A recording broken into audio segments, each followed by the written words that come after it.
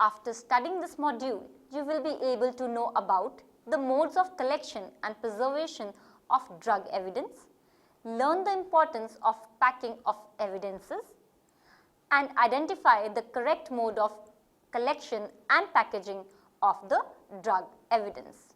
First, the introduction. Present analytical methods can provide the forensic toxicologist the capability to respond to queries that earlier were considered either despairing or not worth considering for the reason that the consequences were so time and again negative.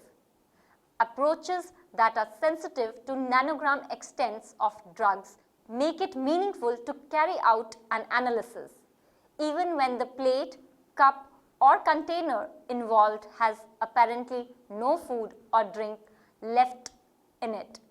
Drugs may be detected in blood at therapeutic concentrations, so it is imaginable to obtain indications to the medical history of the deceased, the victim or the suspect, even when they are not capable or reluctant to provide this information for themselves. Therefore, the detection of drugs used in the treatment of epilepsy, diabetes, etc. in a blood sample taken from an unidentified body may initiate a fresh sequence of explorations that leads to efficacious identification of the body. In the same way, allegations of intoxication prior to rape or burglary may be established. Since drug specimens display a wide multiplicity of detectable features, they may substantiate other evidence or link a suspect with crime scene.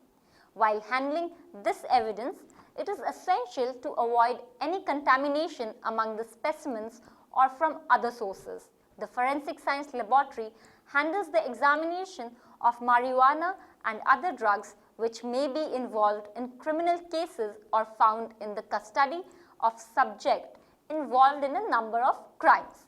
If there is abuse of drug by medicinal preparation and it was found in prescription boxes or bottles, it should be left in their containers which can be sealed and marked individually.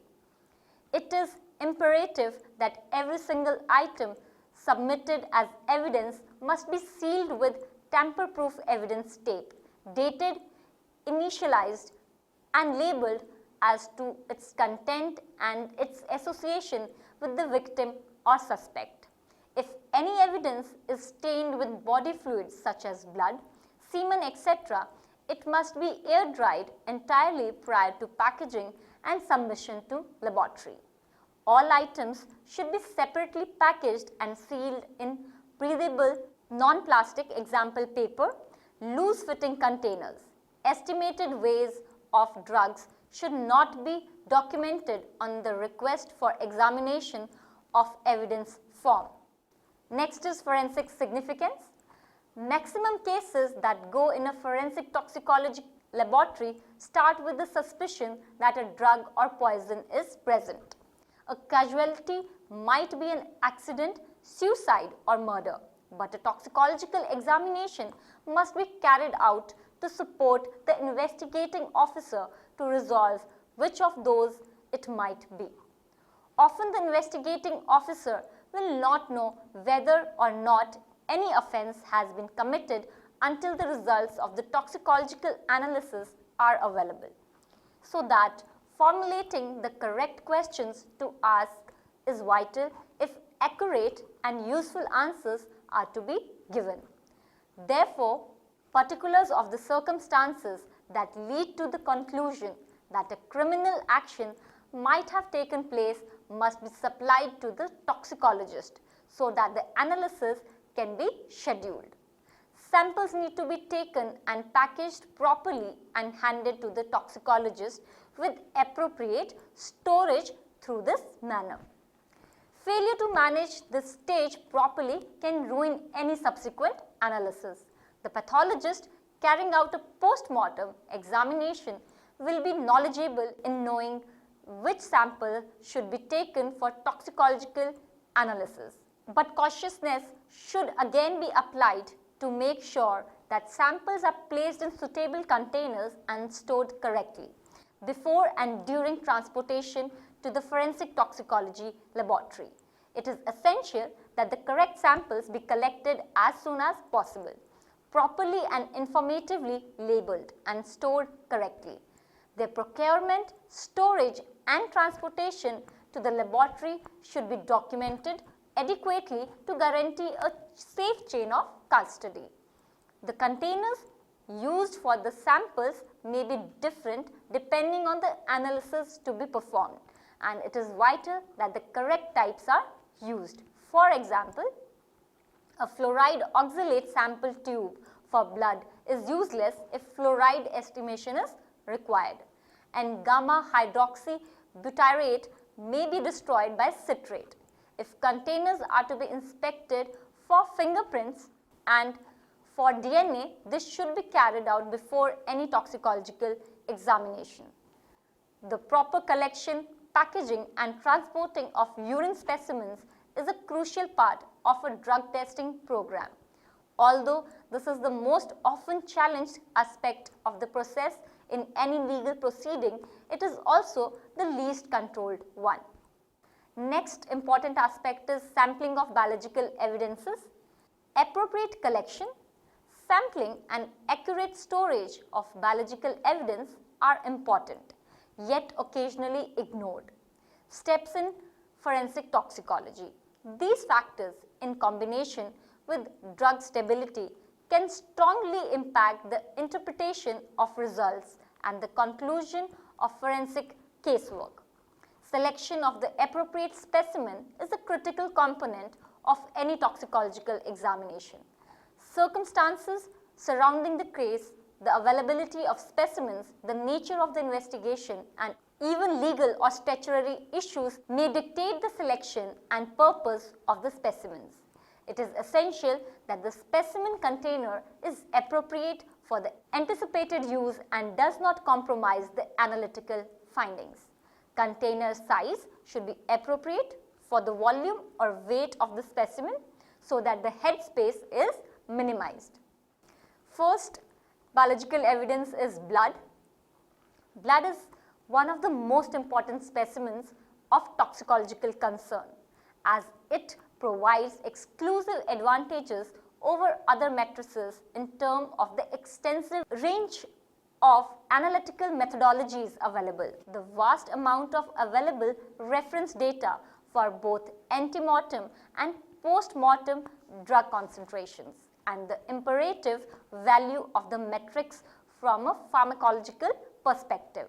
However, ante-mortem and post-mortem blood samples are remarkably dissimilar, and the site of the post-mortem blood draw, it can be central or peripheral, can be of critical significance. Femoral blood is the best specimen for use in post-mortem testing and should be sampled wherever possible. Next biological evidence is bile. Bile is by and large extracted from the gallbladder using a hypodermic syringe. It may be compulsory to tie off the gallbladder prior to collection if contamination appears to be a problem. Bile should be collected prior to the liver specimen to avoid contamination. Many drugs of forensic interest accumulate in the bile, particularly those that are heavily conjugated, such as opiates, benzodiazepines and cannabinoids. Bile may also be used in cases where chronic heavy metal poisoning is involved. However, owing to the presence of bile salts and fats, drug extraction from this matrix can be complex and extensive extraction and cleanup procedures are often required. Next biological evidence is urine. In ante-mortem situations, a midstream urine sample is customarily collected into a plastic container containing sodium fluoride as preservative. In some situations, it may be essential to take safeguards against specimen contamination. In post-mortem situations, urine is collected by insertion using a hypodermic syringe directly into the bladder under visualization. puncture of the abdominal wall should be avoided to reduce the chance of contamination. Urine is valuable specimen for both ante-mortem and post-mortem drug testing because it is a comparatively simple matrix. However, the diversity of factors influencing urine drug concentrations, example urine volume, clearance, metabolism, pH and time of last emptiness generally means that in isolation these results have limited quantitative value. Next biological evidence is kidney. Most drugs pass through the kidney as a result of urinary elimination. Kidney is an important specimen in cases of alleged heavy metal poisoning owing to accumulation in this tissue. Next biological evidence is liver. Liver is a particularly important organ because of the very large number of drugs that go through hepatic metabolism and the equally extensive available reference data that exist. To reduce the chance of drug diffusion from the small bowel, tissue from deep within the right lobe is chosen. The concentrations of drugs and metabolites in liver are often raised. Therefore, this specimen has limited interpretive value. However, liver is mostly useful for highly protein-bound drugs, and the evaluation of liver or blood drug ratios may allow the differentiation of acute overdose from chronic drug use for some drugs. Next is gastric matters. Gastric matters are a potentially valuable specimen for examination in post-mortem and medical cases. Unabsorbed drug or tablet fragments in the gastric contents may provide valuable information relating to ingested compounds and provide an excellent material for preliminary screening owing to the potentially large amount of drug that may be present. The non-existence of a drug in the gastric contents does not necessarily exclude oral administration. The presence of a drug in gastric contents, particularly at low concentration, does not necessarily indicate oral administration. Drugs may be absorbed into the stomach by gastric juices that are in equilibrium with blood or as a result of intranasal drug use. Basic drugs are more vulnerable to this because they have an affinity to become trapped in the gastric compartment owing to the low pH. Next important biological evidence is muscle. Muscle is not normally came across regardless of the fact that it often contains fairly high drug concentrations, mainly for substances with high volumes of distribution. Perfusion rates between sites and drug concentrations are not consistent, and drug concentrations must be interpreted consequently. Muscle is encountered more frequently for ethanol determination in the absence of blood or in the course of the investigation of a suspected injection site. Next biological evidence is hair. Hair has been used in a variety of ante-mortem toxicology situations to provide a history of drug exposure and has therefore found applications in workplace drug testing, in observing of individuals on probation or on conditional release for drug use, in insurance testing to verify the reliability of statements made by applicants relating to whether they use drugs or are smokers, in child endangerment, in re-granting of driving licenses after suspension for drug misuse, in drug facilitated sexual assault and in other types of criminal casework. Here may allow drug exposure over several weeks or months to be determined depending on the length of the hair. Although head hair is the preferred specimen, hair from other sides, example pubis and axillae, may also be used. Next aspect is preservation of evidences. Specimens should be stored at suitable temperatures with suitable preservative. and in an environment accessible only to authorized person to make sure of the security and integrity. Short-term storage at refrigerated temperature, that is 4 degrees Celsius, is suggested for most of the samples, or frozen at minus 20 degrees Celsius or frozen at minus 20 degrees Celsius or lower during long-term storage, that is more than 2 weeks. Exceptions to this contain hair, nails or dried blood samples on filter paper, which can be stored at ambient temperatures, whereas medical specimens are characteristically unpreserved. The use of a chemical preservative is often acceptable in forensic specimens. Preservation of blood samples with sodium fluoride is routine in most laboratories.